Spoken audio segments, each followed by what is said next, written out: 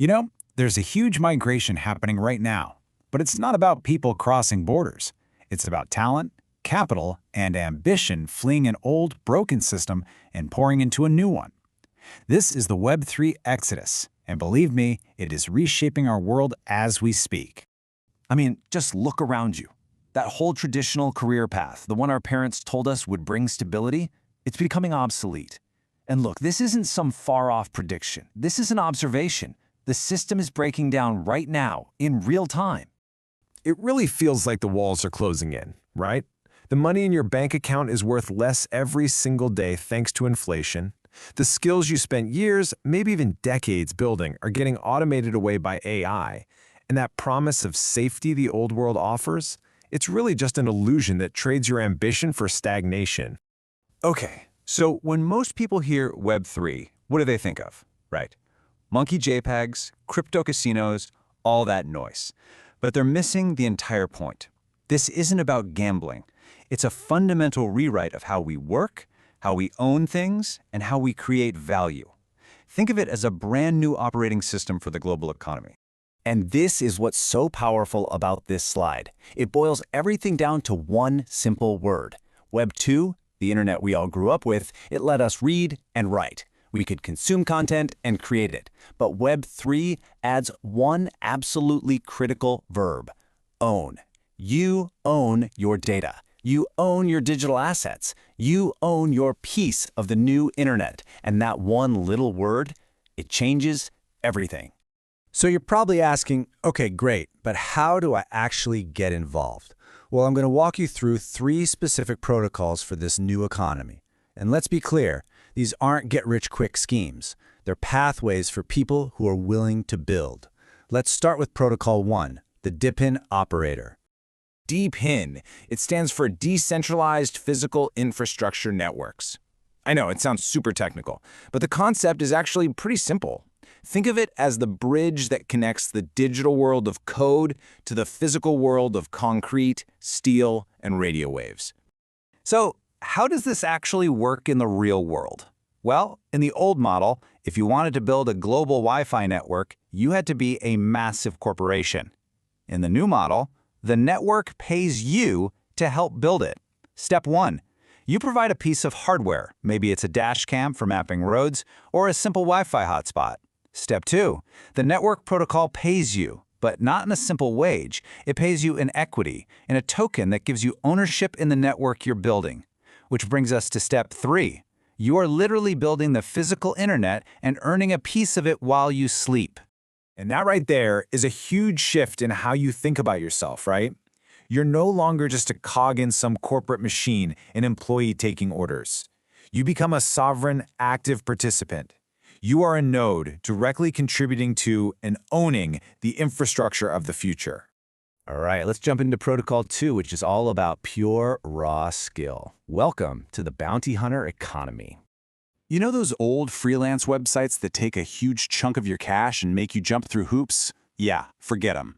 In Web3, you have these new types of organizations called DAOs, Decentralized Autonomous Organizations, and they post tasks directly on the blockchain. These are called permissionless bounties. We're talking coding, design, marketing, even legal work. It's all out there. And the process is just brutally efficient. There's no interview, there's no resume, there's no begging for a chance. You see a task you know you can do, you do it. You submit the proof, and bang, the smart contract pays you out instantly. No gatekeepers. Your reputation isn't based on a piece of paper, it's based on the immutable proof of the work you've already done on-chain. And that's really the heart of it. There are no office politics here, no biases. It is pure, unfiltered meritocracy. If your work is good, you get rewarded. If it's not, you don't. It is that simple and that ruthless. If you've got the skill, you get the kill. And for our third and final protocol, we're heading to the creative frontier. Let's talk about becoming a metaverse architect. Okay, I know what some of you are thinking. The metaverse? Really? You can laugh, but the world's biggest financial institutions, they are not laughing. There is a massive economy being built in these virtual worlds as we speak, and they are desperate for builders. We're talking digital wearables for avatars, skins for video games, virtual real estate. This is the new construction site of the 21st century. And if you think this is just some niche thing for gamers, get this. The economy for virtual goods is already bigger than the entire global film and music industries combined. This is a titanic economic shift that most of the world is still completely sleeping on. So, if you're a creator, what does this actually mean for you? Well, if you can model in 3D software or code in a language like Solidity, you can mint digital assets that can pay you royalties forever. Every single time an asset you created gets resold on a secondary market, you get a cut automatically. This is the new retirement plan for the digital age. And that right there, that's the whole game. In the old world, you trade your time for a one-off wage.